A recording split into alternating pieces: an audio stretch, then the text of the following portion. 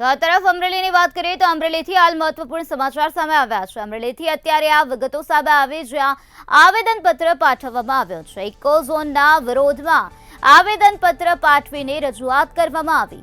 ખાંભાના ખેડૂતોએ મામલતદારને આવેદનપત્ર પાઠવ્યું છે।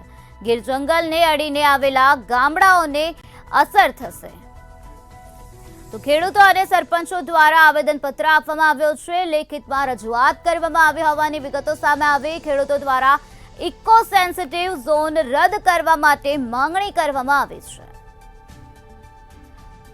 અમરેલીથી આ વિગતો અત્યારે સામે આવી છે જ્યાં ઇકો ઝોનના વિરોધમાં આવેદનપત્ર પાઠવીને રજૂઆત કરવામાં આવી છે। ખાંભાના ખેડૂતોએ મામલતદારને આવેદનપત્ર આપ્યું છે તો ગીર જંગલને અડીને આવેલા ગામડાઓને અસર થશે તેવી વાત પણ અત્યારે સામે આવી છે।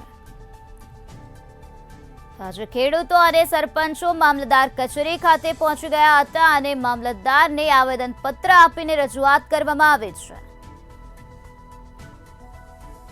ઇકોઝોનના વિરોધમાં ખેડૂતો અને સરપંચ દ્વારા આવેદનપત્ર પાઠવવામાં આવ્યું છે।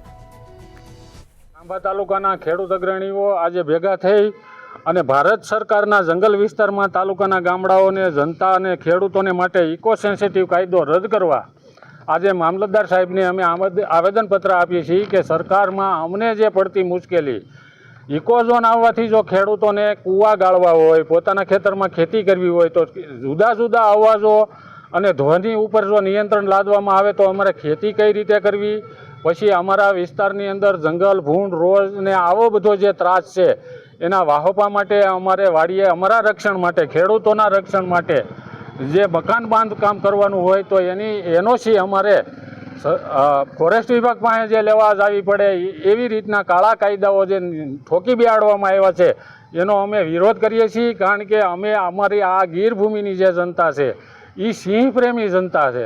કારણ કે સિંહોને અમે સાચવીએ છીએ। જંગલ ખાતાની અંદર સિંહોના પાઠા હળી જાય તો એ જંગલ ખાતાવાળાને ખબર નથી હોતી। જ્યારે રેવન્યુ વિસ્તારની માલપા સિંહ જેવા પ્રાણીઓ બીમાર હોય તો ખેડૂતો અને પશુપાલનો જે માલધારીઓ છે એ જંગલ ખાતાને જાણ કરતા હોય છે કે જો અહીંયા ભાઈ તમારું આ જનાવર બીમાર છે।